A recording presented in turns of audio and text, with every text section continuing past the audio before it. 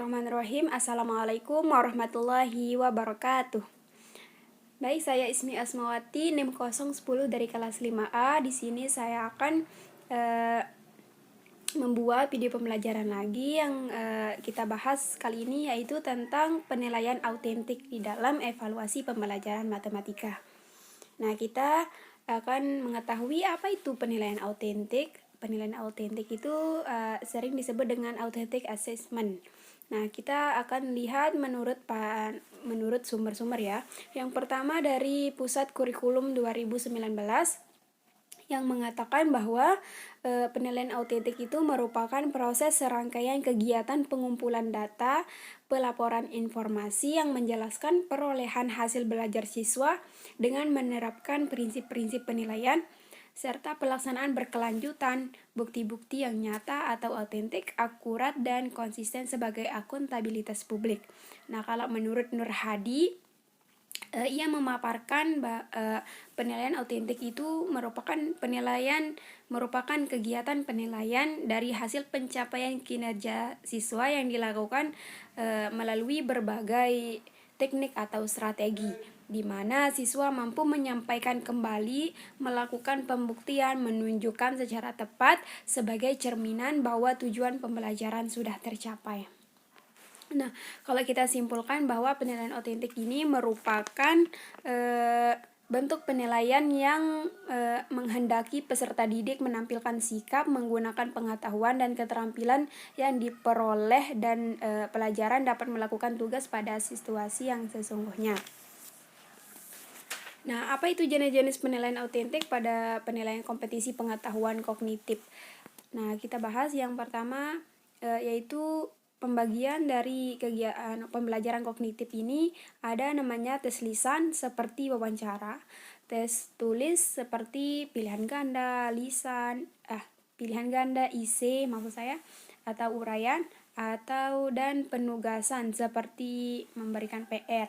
Nah, pada ranah kognitif ini merupakan sentral yang mempunyai peran penting di dalam pengembangan kurikulum dan pengembangan evaluasi pembelajaran.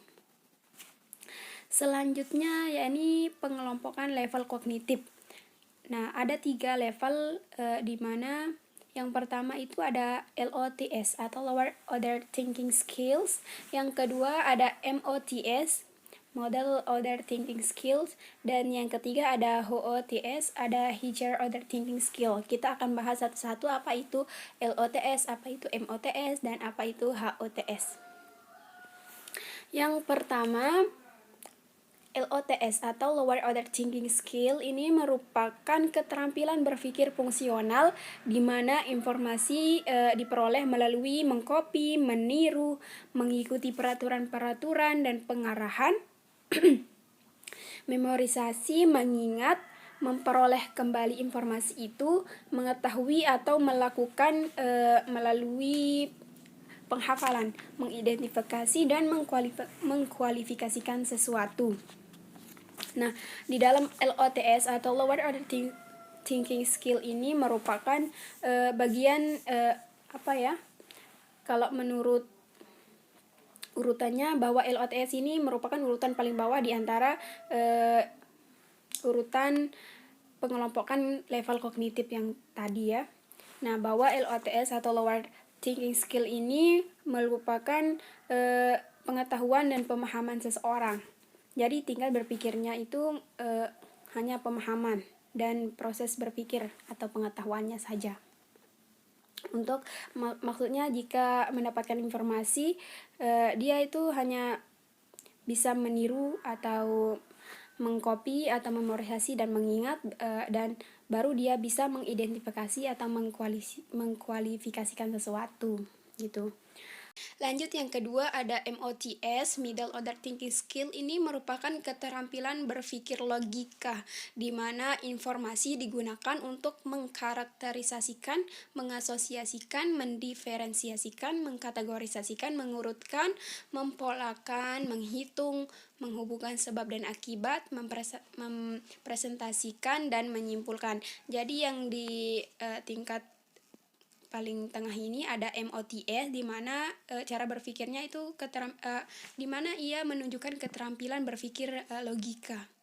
Nah, jika dia sudah menemukan informasi atau mendapatkan informasi, dia bisa mengolah atau mengurutkan, menganalisis gitu.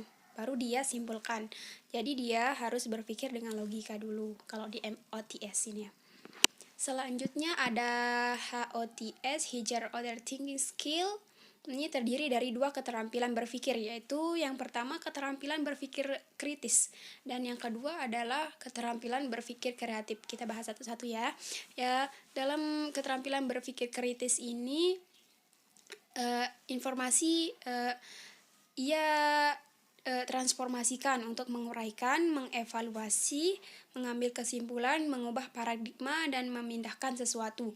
Nah, kalau ada informasi itu dia uraikan, terus dia evaluasi, terus dia simpulkan. Nah, baru dia kalau ada sesuatu yang dapat dia ubah, maka dia ubah, termasuk paradigma dia sendiri gitu. Ya, sedangkan dalam keterampilan berpikir kreatif yaitu informasi diciptakan untuk berimajinasi, menginterpretasikan, mensintetiskan, menginduksikan, membuat teori, membingkai ulang, dan menghasilkan sesuatu yang baru. Jadi ide-ide kreatifnya itu hanya muncul dari keterampilan berpikir kreatif. Kemudian apabila ide-ide kreatif itu diterapkan, maka akan menciptakan inovasi. Jadi informasi yang ia dapatkan itu ia olah sekreatif mungkin, dan ia menemukan apa sih inovasi yang terdapat di dalam informasi tersebut. Dia olah informasi tersebut menjadi inovasi dia sendiri gitu. Nah, jadi ini adalah tingkatan dari pengelompokan level kognitif. Baik, jadi kesimpulan dari pengelompokan level kognitif ini, yang pertama yaitu ada di level pertama itu kita sebut level pertama aja, ada LOTS. Itu merupakan pengetahuan dan pemahaman. Yang kedua ada level kedua yaitu MOTS, keterampilan berpikir logika, dan yang ketiga ada HOTS atau kemampuan berpikir tingkat tinggi. Jadi orang-orang yang menggunakan HOTS ini berarti orang-orang yang sudah jenius. Mungkin hanya ini yang dapat saya sampaikan. Mohon maaf jika ada kesalahan atau kekurangan. Wabillahi taufiq wal hidayah. Wassalamualaikum warahmatullahi wabarakatuh.